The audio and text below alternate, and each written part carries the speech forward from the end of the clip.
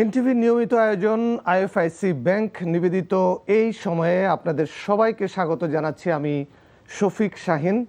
আশা করছি যে যেখানে আছেন ভালো আছেন, নিরাপদে আছেন। দর্শক, 5 মে দেশের ইতিহাসে এক জঘন্য দিন, যা শাপলা চত্বরে হেফাজতে ইসলামের সমাবেশে ভয়াবহ হামলার দিন হিসেবে চিহ্নিত। মাদ্রাসা শিক্ষার্থী ও আলেমদের উপর রাতের আঁধারে নৃশংস হামলা চালিয়ে বহু মানুষকে হতাহত করা হলেও তা অস্বীকার করে তৎকালীন আওয়ামী লীগ সরকার। শাহবাগে গণজাগরণ মঞ্চের আস্ফালন রাষ্ট্রীয় পৃষ্ঠপোষকতায় জারি থাকলেও শাপলায় দমন পীড়নের পথ বেছে নেয় আওয়ামী লীগ। ঘটনা 13 বছরের মাথায় এসে সেই হামলার রহস্য উন্মোচন হচ্ছে। তদন্ত সংস্থা এখন পর্যন্ত 58 জনকে হত্যার প্রমাণ পেয়েছে। কেমন ছিল বিভীষিকাময় সে রাত? আলোচনার জন্য আমন্ত্রণ জানাচ্ছি হেফাজতে ইসলাম বাংলাদেশের যুগ্ম মহাসচিব ও বাংলাদেশ খেলাফত মজলিসের আমির মাওলানা মামুনুল হককে। আপনাকে স্বাগত জানাচ্ছি আমাদের এই সময় অনুষ্ঠানে। ধন্যবাদ। জনাব মামুনুল হক, আজ থেকে 13 বছর আগে ঠিক এই সময়ে কি ঘটেছিল? কতটা বিভীষিকাময়, কতটা বীভৎস ছিল সেই রাতটি? বিসমিল্লাহির রহমানির রহিম। আপনার মাধ্যমে দর্শক সকলকে আমাদের এই আজকের এই আয়োজন দেখার জন্য আমন্ত্রণ জানাচ্ছি এবং ধন্যবাদ জানাচ্ছি দেখার জন্য। 13 বছর আগের সেই ভয়াল রাতের কথা জিজ্ঞেস করলেন আপনি। সেই ভয়াল রাতের আমি একজন শুধু প্রত্যক্ষদর্শী না, সেইখানে ঘটনায় সাথে উপস্থিত একজন ভিকটিম আমি। আমরা সেদিন শাপলা চত্বরে সমবেত হয়েছিলাম বিকেল নাগাদ। সেদিন মূলত হেফাজতে ইসলাম বাংলাদেশের 13 দফা দাবি আদায়ের লক্ষ্যে ঢাকা অবরোধ কর্মসূচি ছিল এবং ঢাকার প্রতিটি যে প্রবেশ মুখ সেখানে আমাদের অবস্থান ছিল ভোর থেকে দুপুর নাগাদ। দুপুরের পরে কেন্দ্রীয় সিদ্ধান্তের আলোকে আমাদেরকে জানানো হয় যে সকলকে একত্রিত হতে হবে শাপলা চত্বরে। আমরা ছিলাম গাবতলী আমিন বাজার সেই পয়েন্টে। আমরা সেখান থেকে পায়ে হেঁটে রওনা করি। সেখান থেকে প্রায় ঘন্টা 1-1.5 পথ চলে আমরা শাপলা চত্বরে এসে মিলিত হই বিকাল নাগাদ। আমরা যখন শাপলা চত্বরে আসি, আমাদের আসার পথেই আমরা কিছুটা লক্ষ্য করি যে প্রেস ক্লাব এবং পল্টন, তারপরে বিজয়নগর, এই এলাকাগুলোতে উত্তেজনা বিরাজ করছে এবং এখানে কিছু হামলার ঘটনা ঘটছে নিরীহ হেফাজতের মিছিলকারীদের উপর। এরপরেও আমরা নয়াপল্টন দিয়ে তারপরে একেবারে সেই নটরডেম কলেজের ওই পাশ দিয়ে আমরা শাপলা চত্বরে গিয়ে পৌঁছি। সেখানে যখন ততক্ষণে বিকেল হয়ে গেছে, বিকেলের পরে আমরা মঞ্চে বক্তব্য চলতে থাকে। এর মধ্যেই আমাদের কাছে সংবাদ আসে, বিভিন্ন মাধ্যমে আমরা দেখতে পাই যে তৎকালীন ক্ষমতাসীন দলের সেক্রেটারি জেনারেল সৈয়দ আশরাফ সাহেব মরহুম, তিনি আলটিমেটাম দিয়েছেন যে সন্ধ্যা 6টার মধ্যেই আমাদেরকে বা হেফাজতে ইসলামকে শাপলা চত্বর ছেড়ে দিতে হবে, আর না হলে ভয়াবহ পরিণতি হবে এবং আর কোনো দিন হেফাজতের আলেম ওলামারা, হেফাজতের নেতাকর্মীরা তাদেরকে তার ঘর থেকেও বের হতে দিবে না। তো এরকম চরম আক্রমণাত্মক এই কথার আমরা চ্যালেঞ্জ গ্রহণ করি এবং আমরাও সেখান থেকে পাল্টা এই কথা বলি আমরা যে এইভাবে তো দেশটাকে কারো হাতে বর্গা দিয়ে দেওয়া হয়নি যে কেউ সময় বেঁধে দিবে যে 6টার মধ্যে উঠতে হবে, আর না হলে কখনোই দেশে নিজের নাগরিক অধিকার পাবো না। অথচ বিপরীত দিকে আমরা দেখেছি যে শাহবাগে মাসের পর মাস জুড়ে বাংলাদেশের সব অত্যন্ত গুরুত্বপূর্ণ একটা সড়ক অবরোধ করে দিনরাত একাকার হয়ে সেখানে গণজাগরণ মঞ্চের আস্ফালন চলছিল। পক্ষান্তরে হেফাজতের এই লক্ষ লক্ষ নেতাকর্মী, সারা দেশ থেকে আসা মানুষ, তারা বিকালবেলা এখানে জড়ো হয়ে সন্ধ্যা 6টার মধ্যেই তাদেরকে শাপলা চত্বর ত্যাগ করতে হবে, এই ঘোষণাটা ছিল চরম উস্কানিমূলক। যার কারণে আমরাও পাল্টা ঘোষণা দিই যে আমরা এখান থেকে যাব না, আপনি কি করবেন। তো এরকম একটা অবস্থার মধ্য দিয়েই সন্ধ্যা ঘনিয়ে আসে। সন্ধ্যা যত ঘনাতে থাকে পরিস্থিতি আরও বেশি উত্তপ্ত হতে থাকে।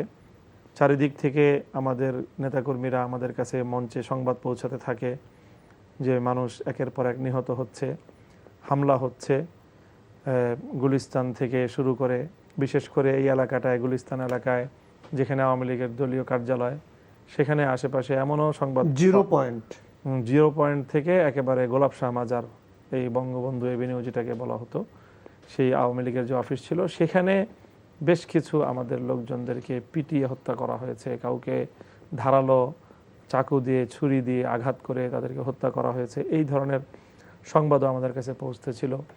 এবং প্রেস ক্লাব থেকে দৈনিক বাংলা হয়ে বিজয়নগর পর্যন্ত এখানেও মানুষ মারা যাওয়ার সংবাদ আসছিল।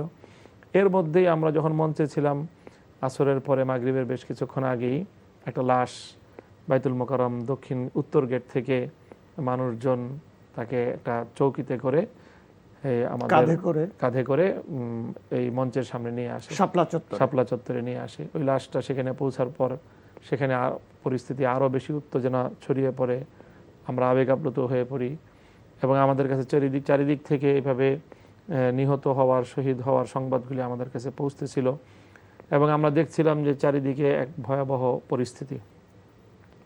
এই অবস্থার মধ্য দিয়েই রাত ঘনিয়ে আসে এবং রাত ঘনিয়ে আসতে থাকে এবং আমরাও এই জমায়েতে লক্ষ লক্ষ মানুষের নিরাপত্তা এবং তাদের জানমালের যে নিরাপত্তার বিষয়টা নিয়ে আমরা উদ্বিগ্ন হই। কিন্তু আমরা সেখানে অবস্থান গ্রহণ করতে থাকি, অবস্থান বহাল রাখতে থাকি এবং আমরা অবস্থান করি সেখানে। এভাবেই একটা রাত গড়াতে থাকে ধীরে ধীরে। রাত যত গড়াতে থাকে, আনুমানিক রাত 10টা 11টার পরে আমরা দেখতে পাই যে ধীরে ধীরে চারিদিক থেকে রাস্তার যে সড়ক বাতিগুলো সেগুলো নিভিয়ে দেওয়া হয়। এই সড়ক বাতিগুলো নিভিয়ে দেওয়ার পরেই একটা ভুতুড়ে পরিবেশ সেখানে সৃষ্টি হয়।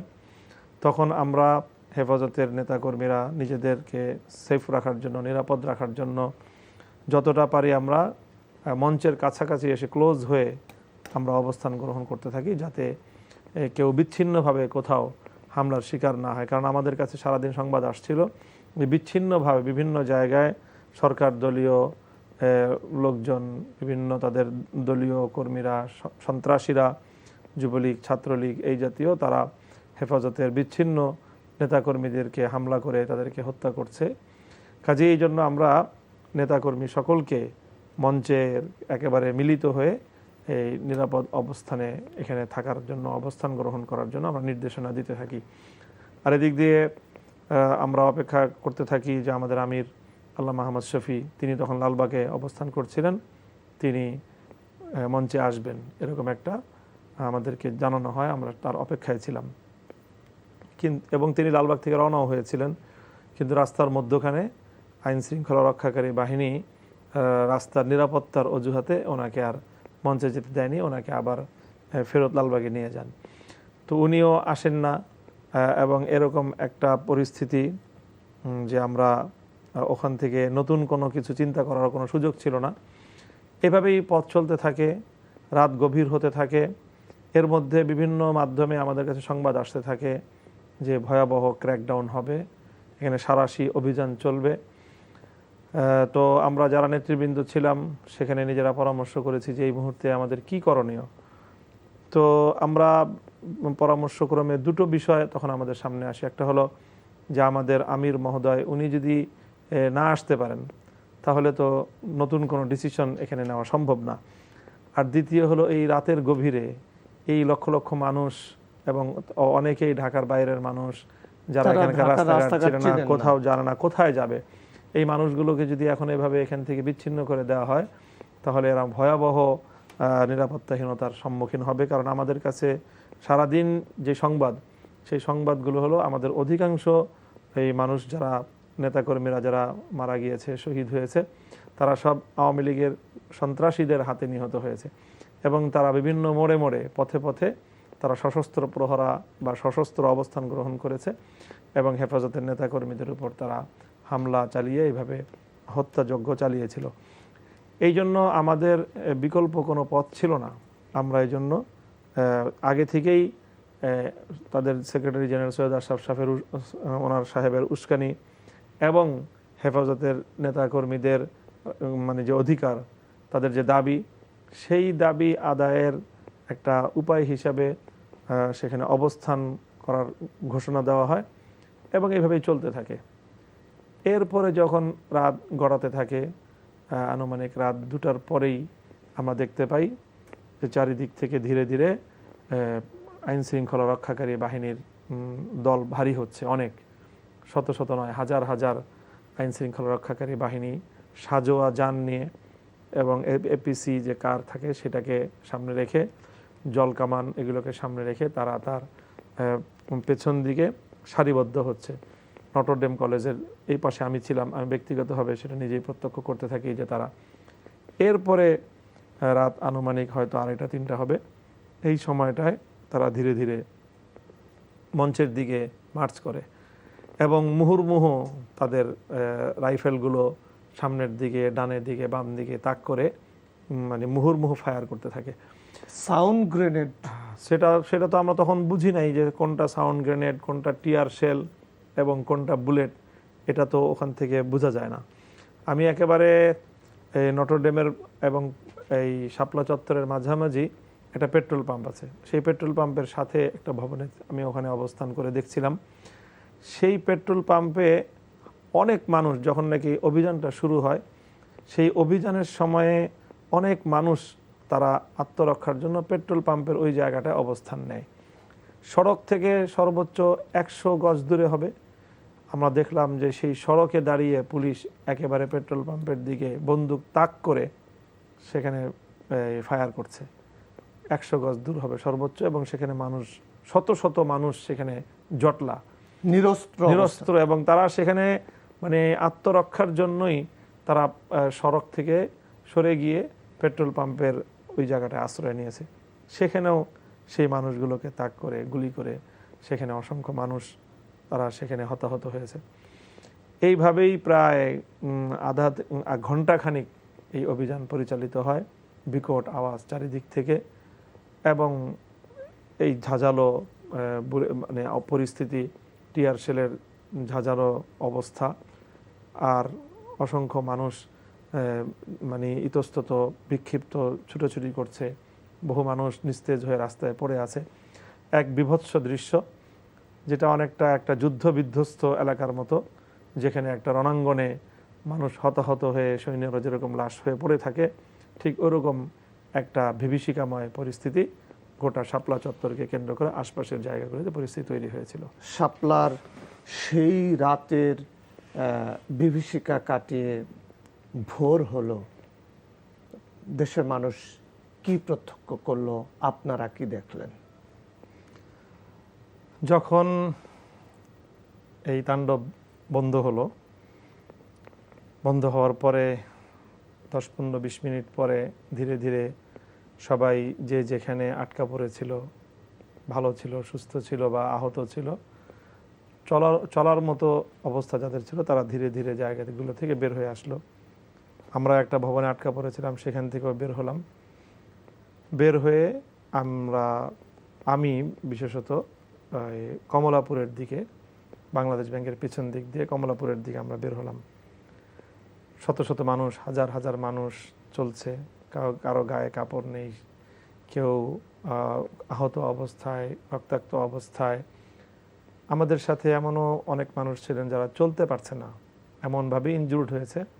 দুজন তাদেরকে ধরে পাজাকোলা করে কোলে করে তাদেরকে নিয়ে যাওয়া হচ্ছিল। কোনো এক যানবাহনও নেই, রিক্সাও নেই। এই অবস্থায় বেশ কিছু দূর যাওয়ার পরে যখন মেইন সড়কে যাওয়ার দিক দিয়ে উঠলাম, তখন দু একটা রিক্সা চলছে। আহতদেরকে রিক্সায় তুলে দিয়ে কাছাকাছি হাসপাতালগুলোতে পৌঁছানোর চেষ্টা করা হলো। কাছাকাছি হাসপাতাল ছিল সবচেয়ে ওখানে শাহজাহানপুরে ইসলামী ব্যাংক সেন্ট্রাল হাসপাতাল, সেখানে গেলাম, সেখানে গিয়ে দেখলাম অসংখ্য এক বিভৎস দৃশ্য। সেখানেও এত রুগী সেখানে জড়ো হয়েছে যে হাসপাতালের ওই একেবারে নিচতলার ফ্লোরেই তাদেরকে কোনো রকম চিকিৎসা দেওয়ার জন্য ব্যবস্থা করা হচ্ছে। গুড়ি গুড়ি বৃষ্টি পড়ছিল, আমরা তখনও ফজরের নামাজ আদায় করিনি। সামনের দিকে পথ চললাম আরও, পীরজঙ্গি মাজার ওখানে মসজিদে গিয়ে ফজরের নামাজ আদায় করলাম। নামাজ আদায় করে আবারও পায়ে হাঁটা শুরু করলাম। শত শত মানুষ, হাজার হাজার মানুষ, সকলের মানে এক অজানা গন্তব্যে চলছে। পথের পথিকরা যারা স্বাভাবিক তখনও রাজধানীবাসী ঘুম থেকে হয়তো উঠে নাই, মানুষের তেমন আনাগোনা নেই, শাপলা চত্বর ফেরত মানুষগুলোই চলছিল। আমরা এভাবে পায়ে হেঁটে চলতে চলতে একেবারে বাংলা মোটর চলে গেলাম। সেখানে বাংলা মোটর গিয়ে যখন আমরা কোনো একটা গাড়ির জন্য ওখানে রাস্তায় কিছুক্ষণ দাঁড়ালাম, তখন র্যাবের একটা বহর, র্যাব পুলিশের একটা বহর, তারা শাপলা চত্বর থেকে ডিউটি করে ফিরছিল। আমাদের ওখানে দেখেই সেই বহরটা থামলো। সেখানে একজন কর্মকর্তা অত্যন্ত খুব আক্রমণাত্মক ভাষায়, খুবই তুচ্ছ-তাচ্ছিল্যপূর্বক আমাদেরকে ভর্ৎসনা করলো। কেন আমরা শাপলা চত্বরে আসলাম, কেন রাতের বেলায় এখানে আমরা অবস্থান করলাম, খুবই নির্লজ্জ ভাষায় গালাগালি করলেন, অকথ্য ভাষায় গালাগালি করলেন। তারপরে গালাগালি করে তারা তাদের বহর চলে গেল। এইভাবে আমি পথ চলতে চলতে আমি গিয়ে পৌঁছলাম আমার যে মাদ্রাসা, সাত মসজিদ জামিয়া রহমানিয়া আরাবিয়া। সেখানে গিয়ে দেখি মাদ্রাসা ভরে অসংখ্য মানুষ, আহত, ক্ষতবিক্ষত, একটা যুদ্ধ ফেরত একটা বিধ্বস্ত বাহিনীর মতো সেখানে অবস্থা। তো সেখানে তাদেরকে যেখানে যা পারা যাচ্ছে সুস্থরা ধরে ধরে হাসপাতালে নিয়ে যাচ্ছে চিকিৎসার জন্য। কিছুক্ষণ এইভাবে চলার পরে আমাদের কাছে সংবাদ আসতে লাগলো বিভিন্ন হাসপাতালগুলো থেকে যে সে কোনো হাসপাতালে এখন আর রুগী নিচ্ছে না। এমন এমন হাসপাতাল থেকে সংবাদ আসতে লাগলো যে সেই হাসপাতালগুলোতে রেড দিচ্ছে সরকার দলের নেতাকর্মীরা, পুলিশ না। মানে আওয়ামী লীগ, যুবলীগের লোকেরা হাসপাতালে তারা ঢুকতেছে এবং সেখানে যাদেরকে আহত হাসপাতালে অ্যাডমিট পাচ্ছে, সেখানে হাসপাতালে তাদের উপরে আবারও আক্রমণ করছে, লাঠি সোঁটা দিয়ে পেটাচ্ছে। কিছুক্ষণ পরে এই সংবাদ আসতে লাগলো যে ঢাকার প্রায় প্রতিটি বাস স্ট্যান্ডে, যেখানে বাস যোগে শাপলা চত্বর থেকে ফেরত বিধ্বস্ত মানুষগুলো গিয়ে গিয়ে যার যার এলাকায় বা কোথাও গিয়ে নামছে, বাসের থেকে নামার সাথে সাথে সেখানে লীগের বাহিনী, গুন্ডারা তাদেরকে ধরে সেখানে পেটাচ্ছে। এক বিভীষিকাময় অবস্থা আর কি গোটা ঢাকা জুড়ে। এবং সারাদিন আমরা শুনলাম শুধু ঢাকা নয়, বাংলাদেশের প্রতিটি মানে স্টপেজে, সেটা বাস স্টপেজ হোক, রেল স্টেশন হোক, লঞ্চ স্টপেজ হোক, হ্যাঁ পায়ে হাঁটার পথেও, প্রতিটি জায়গায় পথে পথে মানুষকে এইভাবে এই সরকার দলীয় সন্ত্রাসীরা রাস্তায় রাস্তায় পিটিয়েছে, মেরেছে, আহত করেছে। আর তির্যক ভাষায় তাদেরকে গালাগালি, অকথ্য ভাষায় গালাগালি। তো ঢাকা চট্টগ্রাম মহাসড়কে এটা বেশি ছিল, সেটা তো পরে শুনলাম আমরা যে আমাদের যারা মতিঝিল ওই আপনার ইত্তেফাক মোড় হয়ে ওই অঞ্চল দিয়ে যারা যাত্রাবাড়ির দিকে চলে গেল, যাত্রাবাড়ি থেকে একেবারে সাইনবোর্ড পর্যন্ত অথবা আরও দূর কাশপুর পর্যন্ত এই পূর্ণ এলাকায় সবচেয়ে বেশি মানুষ ছিল, লক্ষ লক্ষ মানুষ তারা ওই এলাকা দিয়ে যারা যাচ্ছিল। ওখানে আবার তাদের সাথে বেলা গড়ানোর সাথে সাথে ওখানে সংঘাত শুরু হয় এবং ওখানে ব্যাপক অভিযান পরিচালিত হয় আবার আইন শৃঙ্খলা রক্ষাকারী বাহিনী সহ। এবং যাত্রাবাড়ি থেকে কাশপুর ব্রিজ পর্যন্ত 6 তারিখ সারাদিন সন্ধ্যা পর্যন্ত ব্যাপক হামলা পরিচালিত হয় এবং সেখানে এলাকাবাসী ব্যাপকভাবে নারী, পুরুষ, শিশু সকলেই এই হেফাজতের সমাবেশ ফেরত মানুষদেরকে আশ্রয় দেয় এবং তারাও তাদের সাথে একীভূত হয়ে এই আন্দোলন এবং সংগ্রামে সামিল হয় এবং পুলিশের সাথে সেখানে দফায় দফায় পুলিশ, বিজিবি, র্যাব এদের সাথে সংঘর্ষ হয় এবং ওখানেও অনেক হতাহত হয়। এই যাত্রাবাড়ি থেকে একেবারে কাশপুর পর্যন্ত 6 তারিখ দিন সারাদিন এখানে যথেষ্ট হতাহত হয়েছে। এই সারা দেশের চিত্র একই। সবচেয়ে ভয়াবহ চিত্র ছিল হাসপাতালগুলোতে, যেখানে হাসপাতালে মানুষ, হাসপাতালে আমরা জানি যে একজন রোগীর অন্য কোনো পরিচয় নাই, সে অপরাধী না নিরপরাধ, সে যাই হোক, কিন্তু একজন রোগীর সর্বপ্রথম তার একটা হাসপাতালে গেলে, চিকিৎসা প্রতিষ্ঠানে গেলে সেখানে সর্বপ্রথম তাকে চিকিৎসাটা দেওয়া হয়। কিন্তু নির্মম বাস্তবতা হলো হেফাজতের এই মহাসমাবেশ ফেরত মানুষেরা যারা হাসপাতালে গিয়েছে, বিশেষ করে সরকারি হাসপাতালগুলোতে তারা নির্মম আচরণের শিকার হয়েছে, অত্যন্ত মর্মান্তিক আচরণের। এমনকি ঢাকা পঙ্গু হাসপাতাল, ঢাকা মেডিকেল কলেজ, সরকারি বড় বড় হাসপাতালগুলোর যে কথা, সেটা শুনলে কোনো মানুষ, কোনো বিবেকবান মানুষ ঠিক থাকতে পারার কথা না। এরকম ভয়াবহ নির্মম আচরণ তাদের সাথে করা হয়েছে। অনেক এমন হয়েছে যে গুলিবিদ্ধ হয়েছে পায়ে, সেই পায়ের মধ্যে চিকিৎসা করলে অথবা অপারেশন করলে পাটা রক্ষা করা সম্ভব, কিন্তু ডাক্তাররা জোর করে সেখানে কোনো চিকিৎসা না দিয়ে তার পা কেটে ফেলছে। এরকম ঘটনা একাধিক ঘটেছে, যে এখানে চিকিৎসকরাও তারা তাদের চিকিৎসা পেশার পরিচয়ের ঊর্ধ্বে উঠে, মানে তারা দলীয় পরিচয়ে তারা হেফাজতের এই সকল আহত ব্যক্তিদের সাথে মানে বর্বর এবং নিষ্ঠুর আচরণটা তারা করেছে। এরকম অনেক ঘটনা আমাদের জানা আছে। তো এইভাবে হাসপাতালগুলোও সেখানে হেফাজতের নেতাকর্মীদের জন্য আশ্রয়স্থল থাকে নাই। ঢাকা মেডিকেলে যারা গিয়েছে তাদেরকেও অনেক ভোগান্তির শিকার হতে হয়েছে। একটা শুধুমাত্র চিকিৎসা পায়নি তা নয়, চিকিৎসা না পাওয়ার পাশাপাশি সেখানে সরকার দলীয় লোকজন তারা সেখানে রেড দিয়েছে, তারা তাদেরকে আরও নির্যাতন করেছে, মানে মরার উপর খরার ঘা যেটাকে বলা হয়, সেটা যদি আক্ষরিক অর্থেই সেদিন সারা দিন এবং সেই সময়টা এগুলো বাস্তবে আমরা দেখলাম যে 6 তারিখ হেফাজতের আমির মাওলানা আল্লামা শাহ আহমদ শফীকে সরকার নিজেরা ব্যবস্থা করে তাকে চট্টগ্রামে পাঠালো। সেটা ছিল সরকারের একটা কৌশল এবং তারা করেছে।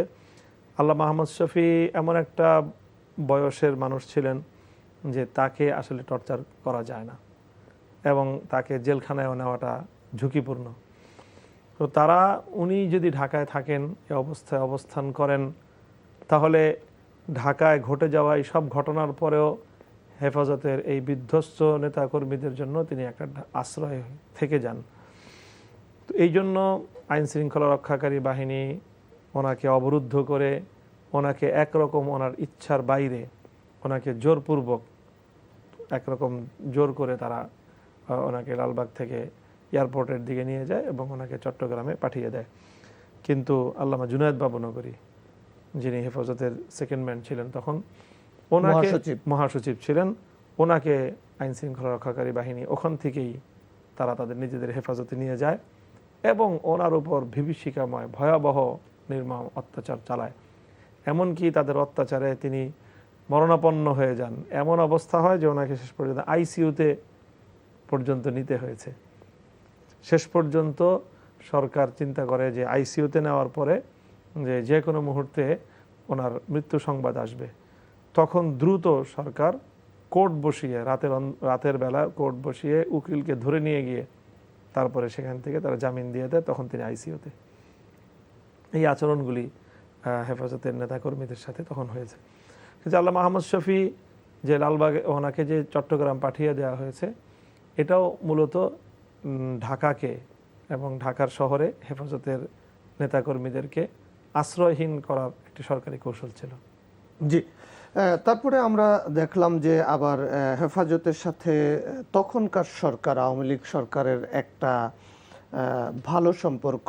সেখানে আল্লামা আহমদ শফী সাহেব তার ছেলেকে সেখানে নেতৃত্ব দেওয়া হলো, তার বিরুদ্ধে বিভিন্ন মানে অনৈতিক সুযোগ সুবিধা গ্রহণের অভিযোগ উঠল। মানে হেফাজতটা তখন কয় ভাগ হয়ে গেল? হেফাজতটা কয় ভাগ হলো না, মূলত আল্লামা আহমদ শফী এবং ওনার খুব ঘনিষ্ঠ কয়েকজন লোক যারা মূলত ওনার উপরে প্রভাব সৃষ্টি করতে পারত, ইনক্লুডিং ওনার ছেলে, 3-4 জন, তাদের উপরে সরকার একরকম তাদের সাথে সমন্বয় করে ফেলল এবং তাদের মাধ্যমে আল্লামা আহমদ শফীকে সরকারের একেবারে নিয়ন্ত্রণের ভিতরে তারা নিয়ে নিল। এবং আল্লামা আহমদ শফী যেন কোনোভাবেই হেফাজতকে নিয়ে আবার ঘুরে না দাঁড়াতে পারেন বা ঘুরে না দাঁড়ান, এরকম একটা আয়োজন ওনার চারিপাশে সরকারের আজ্ঞাবাহী একটা বলয় সেখানে গড়ে ফেলা হলো।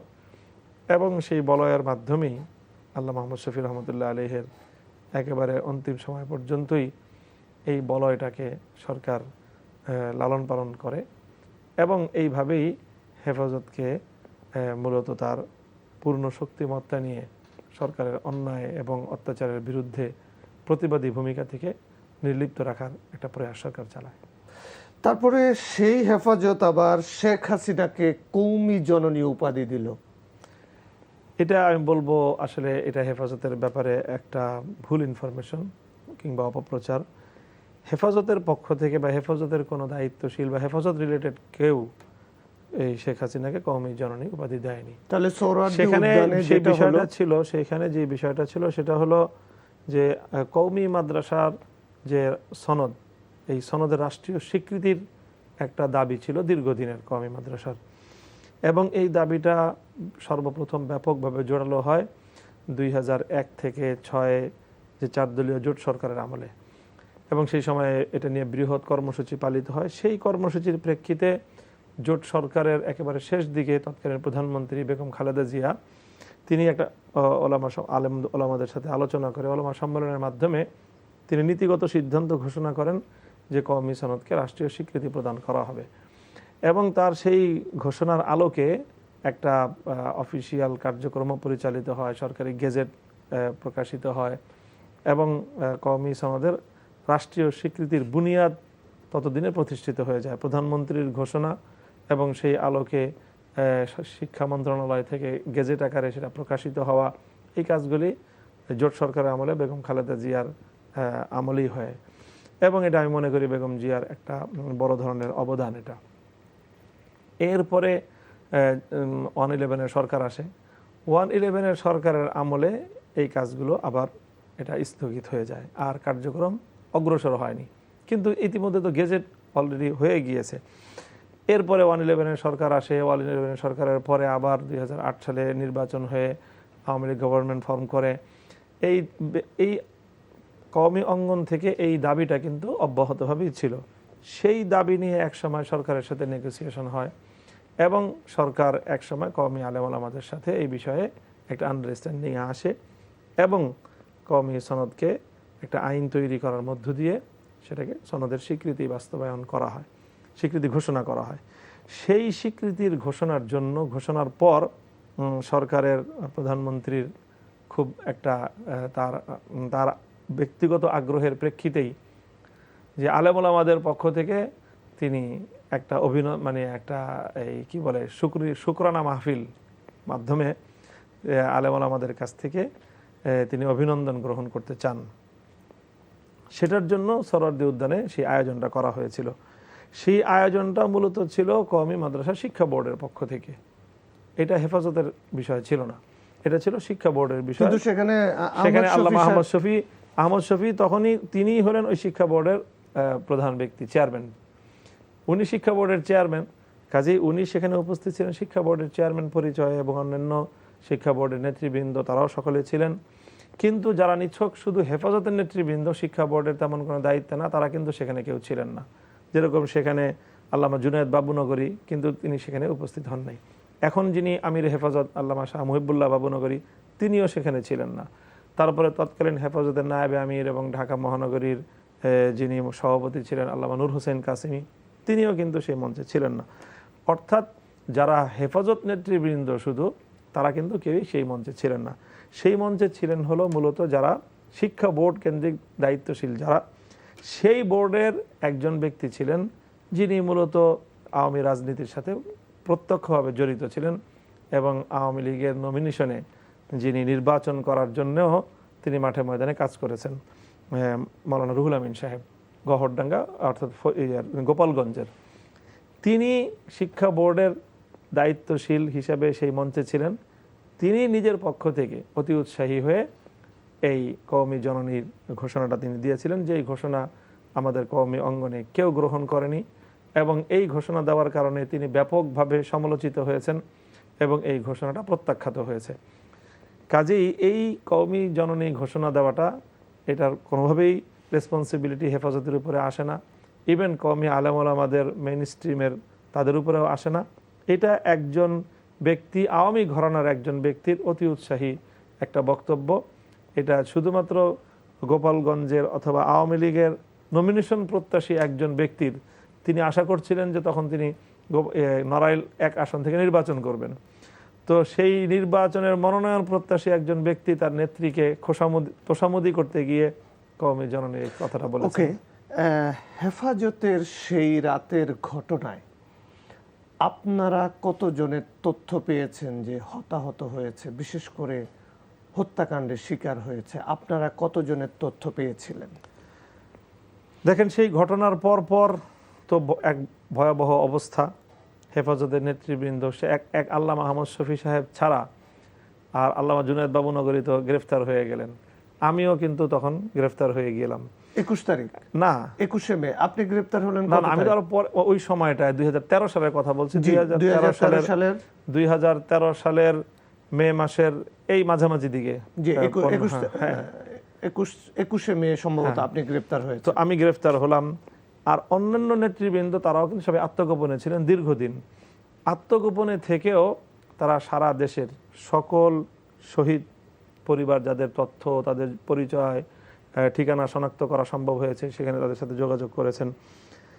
কিন্তু সেই সময় আরেক ভয়াবহ সমস্যা ছিল, সেটা হলো যে কারা শহীদ হলো, কারা এই সমাবেশে গেল, কারা আহত হলো, এই প্রত্যেকটি ঘটনা তাদের জন্য, সংশ্লিষ্টদের জন্য এবং তাদের পরিবারের জন্য আরেক নতুন বিপদ ডেকে আনছিল। কেমন? মানে হলো, সেখানে পুলিশ, থানা এবং স্থানীয় আওয়ামী লীগাররা তারা কারা কারা হেফাজতের এই সমাবেশে এসে নিহত হয়েছে সেই পরিবারগুলোকে তারা চিহ্নিত করেছে, আহত হয়েছে তাদেরকে চিহ্নিত করেছে, এবং তাদের উপর উপর্যুপরি সেই পরিবারগুলোর উপর ভয়াবহ চাপ এবং তাদের উপর টর্চার হয়েছে। ভয়াবহ এক বিষয়। আমি এমন একজন নারীর কথা জানি, একেবারে তার খুব ঘনিষ্ঠ আত্মীয়র মাধ্যমে, তিনি সাইনবোর্ড থাকতেন, তার স্বামী শাহাদাত বরণ করেছেন ঘটনায়। তার স্বামী শাহাদাত বরণ করার পরে যখন তার স্বামীর লাশ সহ মোটামুটি শনাক্ত হলো, ওই পুলিশ থানা থেকে ওই মহিলাকে থানায় নিয়ে ধরে নিয়ে গেছে এবং তাকে চাপ দিয়েছে, বাধ্য করেছে, যে চাপ দিয়েছে যেন সে হেফাজতের নেতৃবৃন্দের বিরুদ্ধে হত্যা মামলা দায়ের করে। তো তিনি একদিকে স্বামীহারা একজন যুবতী মেয়ে, তার সন্তান আছে, ভয়াবহ কীরকম পরিস্থিতিতে কল্পনায় বুঝেই তো যায়। সেই পরিস্থিতি তার উপর আবার উপর্যুপরি আরেক সমস্যা এসে দেখা দিল যে তাকে মামলা করতে হবে এবং সেই মামলাটা হবে নিজের লোকজনদের বিরুদ্ধে। শেষ পর্যন্ত সেই নারী পুলিশের এই নির্যাতনে, তাদের এই অত্যাচারের মুখে সে নিরুদ্দেশ হয়ে গেল, অর্থাৎ সে আত্মগোপনে চলে গেল। মাসের পর মাস, বছরের পর বছর তাকে আত্মগোপনে থাকতে হয়েছে, যে তার স্বামী তো হারালোই এবং স্বামীর হত্যার জন্য তাকে মিথ্যা মামলা তাকে দায়ের করতে হবে বাদী হিসেবে। এইরকম ঘটনা ছিল। কাজেই অধিকাংশ শহীদ পরিবাররাই তারা তাদের পরিচয় ভয়ে প্রকাশ করতে চায় নাই, যে যেখানে পেরেছে, যেভাবে পেরেছে তাদের আপনজনদেরকে দাফন করে দিয়েছে। এই একটা ঘটনা ঘটেছে। দ্বিতীয় ঘটনা ঘটেছে যে এই অনেক শহীদের লাশ তার পরিবাররা খুঁজেই পায়নি। কেন লাশ খুঁজে পায়নি? দুইটা কারণে। একটা হলো যে সরকারি মেডিকেল কলেজ, হাসপাতাল বা সরকারি মেডিকেলগুলোতে যে লাশগুলো গিয়েছিল, সেই লাশগুলোকে তারা চেয়েছে সেখান থেকে ধামাচাপা দিতে, এবং সেটা একেবারে সুনির্ধারিত তথ্য আমাদের কাছে আছে। ঢাকা মেডিকেলে সেদিন এই গত 3 দিন আগে এক শহীদের সন্তানের সাথে আমার দীর্ঘ আলাপচারিতা। মানে সে তার বাবাকে তো খুঁজে পায় না। পরের দিন যখন পত্রিকায় ঢাকা মেডিকেল কলেজে মর্গের সারি সারি লাশের ছবি ছাপা হয়, তো সেই ছবি দেখে সে তার বাবাকে শনাক্ত করে যে ওখানে তার বাবার লাশ আছে। এইটা করে সে তখন হাসপাতালে চলে আসে, ঢাকা মেডিকেল কলেজ হাসপাতালে মর্গ কোথায়, তার লাশ কোথায়, সেটা সে কোনোভাবেই সে লাশ পর্যন্ত সে পৌঁছতে পারে না।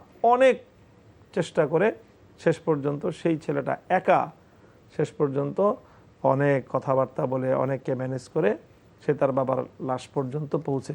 সে বলে তার নিজের তার বর্ণনা হলো, সে যখন তার বাবার লাশের মর্গে ওখানে পৌঁছে ততক্ষণে সেই লাশগুলোকে একটা ট্রাকে উঠায়। তখন ওই জায়গায় গিয়ে সে তার বাবার লাশটাকে নিয়ে অনেক হাতে পায়ে ধরে এবং এটা মুচলেকা দিয়েছে যে এই লাশ নিয়ে সে কোনো ধরনের মামলা টামলা করবে না এবং সে অন্য কোথাও এই লাশ নিয়ে প্রদর্শন করবে না, কোনো রকম নিয়ে গোপনে লাশ দাফন করে দিবে। এই রকম শর্তে সাপেক্ষে তাকে তার বাবার লাশ হস্তান্তর করা হয়। এবং তার প্রত্যক্ষদর্শীর বর্ণনা হলো সেখানে আরও বেশ কিছু লাশ ছিল, সেই লাশগুলির আর কোনো আপনজনদের হদিস পাওয়া যায়নি। সেখান থেকে সেই লাশগুলিকে ট্রাকে করে বা গাড়িতে করে কোথাও নিয়ে যাওয়া হয়েছে। অর্থাৎ বেশ কিছু লাশ, সেই লাশগুলো এরকম আপনার লাওয়ারিশ হিসাবে দাফন করে দেওয়া হয়েছে অথবা নিরুদ্দেশ করে দেওয়া হয়েছে। তো এই দুইটা বিষয়, একটা হলো বেশ কিছু লাশ আপনজনরা খুঁজেই পায়নি, এটার হদিস পাওয়া যায়নি, এগুলো এরকম লাওয়ারিশ হিসেবে দাফন হয়েছে। এবং বেশ অনেক মানুষ যারা তাদের আপনজনদের পরিচয় ভয়ে প্রকাশ করেনি। এমনও হয়ে থাকতে পারে, আমরা যেটা আশঙ্কা করি যে এমনও কেউ কেউ হয়ে থাকতে পারে যে তাদের পরিবারের লোকজন তারা সরকার দলীয় লোকজন ছিল, হয়তো সে ব্যক্তিগতভাবে এই দাবির প্রতি সংহতি জানিয়ে এখানে এসে শাহাদাত বরণ করেছে, কাজে তার পরিবারও তার এই পরিচয় এটাকে প্রকাশ করতে চায়নি ইত্যাদি কারণে অনেক এই শহীদের পরিচয় শনাক্ত করা সম্ভব না। এবং সরকারিভাবেও এই আলামতগুলো ধ্বংস করার সব ধরনের চেষ্টা করা হয়েছে। আপনার নিশ্চয়ই মনে আছে শেখ হাসিনা সংসদে বলেছিল যে শাপলার হত্যাকাণ্ডে কেউ শাপলার ঘটনায় কেউ হত্যাকাণ্ডের শিকার হয়নি, বরং তারা রক্ত মেখে সেখানে শুয়েছিল এবং পুলিশকে দেখে তারা দৌড় দিয়ে পালিয়ে গেছে। আমি মনে করি যে ইতিহাসের জঘন্যতম একটা নির্মম মিথ্যাচার ছিল এটা, এবং শহীদের রক্ত নিয়ে উপহাস করার এক ভয়াবহ বক্তব্য ছিল, যেটা কোনো দায়িত্বশীল তো দূরের কথা, কোনো বিবেকবান মানুষ এই ধরনের কথা বলতে পারে না। সেখানে যে মানুষের যে রক্তের মানে একেবারে তাজা লাল রক্তের যে অসংখ্য দৃশ্য, বাংলাদেশ ব্যাংক, জনতা ব্যাংক এবং রাস্তার মধ্যে, সেখানে আমরা আমাদের চোখের সামনেই তো 4টা লাশ ওখানে ভ্যানের উপর ওখানে ছিল শাপলা চত্বরের আপনার মঞ্চের সামনে, এবং যেই লাশগুলো আমরা সেখান থেকে অসংখ্য অনেক চেষ্টা করেও কোনো অ্যাম্বুলেন্স নিয়েও সেই লাশগুলোকে সেখান থেকে সরাবো, আমরা সারা রাত সেটা করতে পারি নাই। সেই লাশগুলো পরের দিন পুলিশ ওখানে অভিযান চালিয়ে তারপরে সেই লাশগুলি সেখান থেকে তারা সরায়। এই 4টা লাশের তো অনেকে বলে যে ময়লার ট্রাকে করে, মানে সিটি কর্পোরেশনের ট্রাকে করে, সেই ময়লার ট্রাকের দৃশ্য আমরা সচক্ষে প্রত্যক্ষ করি নাই। তো আমি যেটা আমাদের কাছে যে ইনফরমেশন, যে তথ্য, যে আমরা বেশ কিছু পরিবার এবং তাদের ডকুমেন্টস আমাদের কাছে আছে, অন্তত 5টা পরিবারের এবং 5জন ব্যক্তির আমাদের কাছে এরকম তথ্য আছে যে যারা সেই শাপলা চত্বরে নিখোঁজ হওয়ার পরে তাদের আর কোনো হদিস পাওয়া যায়নি, লাশও পাওয়া যায়নি, কিছুই পাওয়া যায়নি। এখন পর্যন্ত আপনাদের কাছে কতজনের তথ্য আছে? এখন পর্যন্ত আমরা যে তথ্য একেবারে প্রামাণ্য উপায়ে আমরা উদ্ঘাটন করতে পেরেছি, সেখানে এই যে 5জন নিখোঁজ আর এই 5জন শাপলা চত্বরের পূর্বাপর ঘটনায় বিভিন্ন জায়গায় ঢাকার বাইরে শাহাদাত বরণ করেছে, তাদের সব মিলায়ে 62 জনের একেবারে অথেন্টিক তথ্য আমাদের কাছে আছে, যে যাদের আমরা পরিচয় শনাক্ত করতে পেরেছি। আর 5 জনের আমরা হলাম তাদের নিখোঁজের, তার মধ্যে 5 জনের মধ্যে 1 জনের ঘটনা এমন যে তার লাশ কেউ দেখে বাড়িতে ফোন করেছিল যে এরকম একজন মানুষ এই পরিচয়ে, এবং কোনোভাবে তার কোনো একটা যোগাযোগ কন্ট্যাক্ট নম্বর পেয়ে তাকে খবর দিয়েছিল যে উনি শাহাদাত বরণ করেছেন, কিন্তু তার পরিবার এতটুকু সংবাদই শুধু পেয়েছে একটা অজ্ঞাত কোনো সূত্র থেকে, পরে আর তারা তাকে লাশ খুঁজে পায়নি। কাজে এইভাবে সর্বমোট প্রায় 67 জনের মতো এরকম নিখোঁজ 5 জন সহ 67 জনের শাহাদাতের তালিকা আমাদের কাছে সংরক্ষিত আছে। আর এর বাইরে যারা নিখোঁজ হয়েছে, মিসিং হয়েছে, সেই তথ্য দেখেন, এই তথ্যটা ধীরে ধীরে বাড়ছে। আমরা গত 1 বছর আগে আমরা একটা স্মারক প্রকাশ করেছি। আমাদের একটা প্রতিষ্ঠান আছে শাপলা স্মৃতি সংসদের পক্ষ থেকে। সেখানে কিন্তু আমরা প্রায় বছর খানিক আমরা সরেজমিনে এটা তথ্য যাচাই করে করে করে করে অনুসন্ধান করে করে সব এবং বিভিন্ন মিডিয়ায় সামাজিক যোগাযোগ মাধ্যমে ব্যাপক প্রচারণা চালিয়েই আমরা কিন্তু সেই পরিচয়গুলি শনাক্ত করে প্রামাণ্য উপায়ে তাদের তথ্যগুলো আমরা স্মারক আকারে প্রকাশ করেছি। এরপরেও গত 1 বছর আরও 2 জন শহীদের পরিচয় আমাদের কাছে জমা পড়েছে।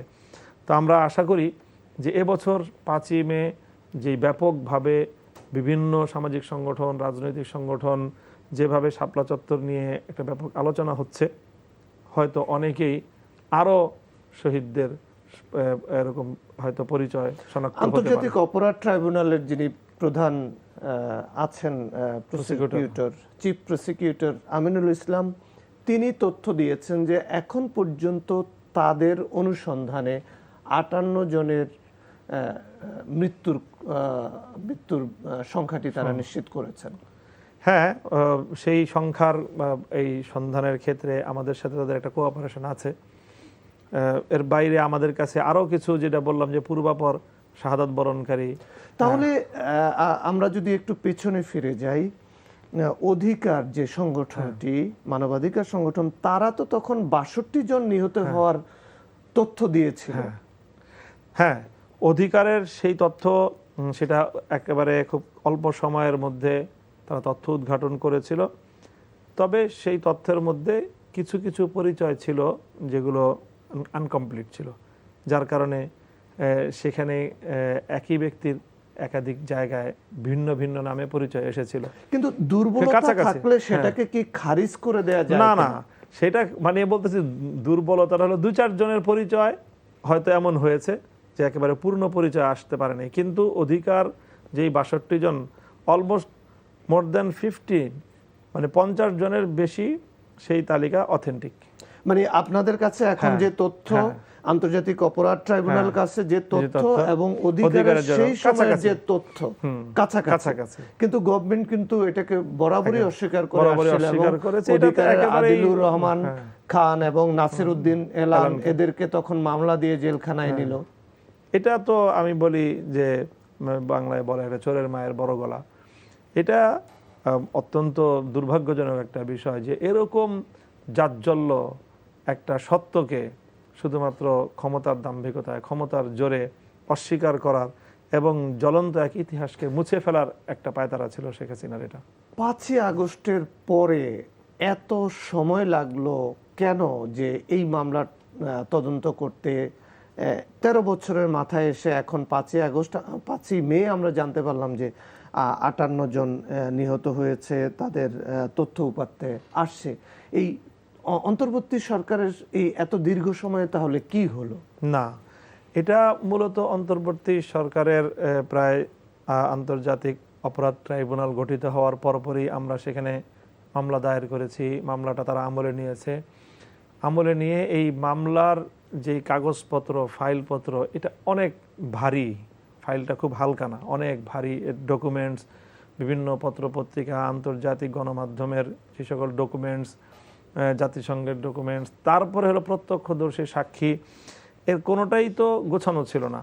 এটা অগোছালো অবস্থায় ছিল আওয়ামী লীগের দীর্ঘ আমল জুড়ে। কাজে এগুলোকে, এই সম্পূর্ণটাকে একটা প্রক্রিয়ার মধ্যে এনে এটাকে একটা লাইন আপ করতে বিচারের ব্যাপারে আশাবাদী তো তারা করেছে। এবং আমি মনে করি যে বিগত এই যে অন্তর্বর্তীকালীন সরকারের আমলে যিনি চিফ প্রসিকিউটর ছিলেন তাজুল ইসলাম সাহেব, ওনার অনেক আন্তরিকতা আমরা দেখেছি এবং উনি মূলত এই কাজটাকে এতদূর পর্যন্ত অগ্রসর করে দিয়েছেন। এবং এই পূর্ণ ফাইলপত্র তৈরি করে এবং প্রায় 80 থেকে 90 ভাগ সাক্ষীদের জবানবন্দি ওনারা নিয়েছেন এবং সেটা করে এখন আজকে এই পর্যন্ত উপনীত হয়েছে। আমরা আশাবাদী যে এই বিচারটা খুব দ্রুতই, এবং বর্তমান যিনি চিফ প্রসিকিউটর আছেন উনি ঘোষণা করেছেন যে জুন মাসের শুরুতেই, শুরু নাগাদ প্রথম সপ্তাহের দিকেই হয়তো ওনারা এটার একটা চার্জশিট দাখিল করবেন, এরকম আশাবাদ ব্যক্ত করেছেন। তো আমরা আশা করি গণজাগরণ মঞ্চ একদিকে শাহবাগ, আরেকদিকে হেফাজত, এই দুটো কি বাংলাদেশকে দুটো ধারায় প্রবাহিত করেছে কিনা? অবশ্যই। গণজাগরণ মঞ্চের কথা যদি বলতে হয় তাহলে বলতে হবে যে গণজাগরণ মঞ্চ এটা একদিকে বাংলাদেশের ধর্মীয় ঐতিহ্য, আরেকদিকে বাংলাদেশের স্বাধীনতা সার্বভৌমত্বের বিরুদ্ধে এক ভয়াবহ চ্যালেঞ্জ ছিল। গণজাগরণ মঞ্চের যে গড়ে ওঠা এবং তাদের যে কর্মসূচি, আমরা দেখেছি যে ভিনদেশি একটা এজেন্ডা বাস্তবায়নের এবং প্রত্যক্ষ সহযোগিতা নিয়ে এই বাংলাদেশের গুরুত্বপূর্ণ এই জায়গাটায় একদিকে বারডেম হাসপাতাল, পিজি হাসপাতাল, জাতীয় জাদুঘর, ঢাকা বিশ্ববিদ্যালয়, এত গুরুত্বপূর্ণ একটা পয়েন্টে মাসের পর মাস তারা সেখানে রাত দিন ওখানে অবস্থান গ্রহণ করে এমনকি তারা রাষ্ট্রকে পর্যন্ত নিয়ন্ত্রণ করেছে। ওখান থেকে তখন আমাদের একটা প্রচলিত কথা হয়ে গিয়েছিল, বাংলাদেশে প্যারালাল দুটি সরকার, একটা হাসিনা সরকার, একটা ইমরান সরকার। ইমরান সরকাররা এখান থেকে কর্মসূচি ঘোষণা করত, বাংলাদেশের জাতীয় পতাকা অর্ধনমিত হতো, উঠতো নামতো। এই লাল সবুজের পতাকা শাহবাগ থেকে নিয়ন্ত্রিত হয়েছে। হাইকোর্ট থেকে রায় হওয়া মামলা, যেই মামলা তারপরে সেই রায় হওয়া মামলায় আইন পরিবর্তন করে ফাঁসির রায় ঘোষণা করা হলো। কাজে এরপরে বাংলাদেশের আবহমান কাল থেকে চলে আসা যে সংস্কৃতি, সেই সংস্কৃতির বিরুদ্ধে একটা ভিনদেশি কালচারকে তারা প্রতিষ্ঠিত করতে সারা দেশ জুড়ে দেশের এক ধরনের ভিনদেশি কালচার প্রতিষ্ঠিত করার একটা ভয়াবহ প্রবণতা ছিল। কাজে এই সকল প্রবণতার বিরুদ্ধে হেফাজতের মহাজাগরণ এটা ছিল একদিকে বাংলাদেশের আবহমানকালের ধর্মীয় ঐতিহ্য রক্ষা করার একটা সংগ্রাম, আর একদিকে ছিল আসলে বাংলাদেশটাকে এই ধরনের একটা প্যারালাল আর একটা তল্পিবাহক সরকারের, এই ইমরানি সরকারদের আধিপত্য থেকে মুক্ত করে বাংলাদেশের স্বাধীনতাকে রক্ষা করার প্রাণান্তকর একটা আন্দোলন। জি, আপনাকে ধন্যবাদ জানাচ্ছি। আমরা একদম শেষ পর্যায়ে। দর্শক, শাপলা চত্বরে হেফাজতের উপর যে নৃশংস হত্যাকাণ্ড সংঘটিত হলো, সেই হত্যাকাণ্ডের যেন সঠিক বিচার পান যারা নিহত হয়েছেন তাদের পরিবারের সদস্যরা, সেই প্রত্যাশা ব্যক্ত করে আজকে এখানে শেষ করছি। আপনারা ভালো থাকুন, নিরাপদে থাকুন।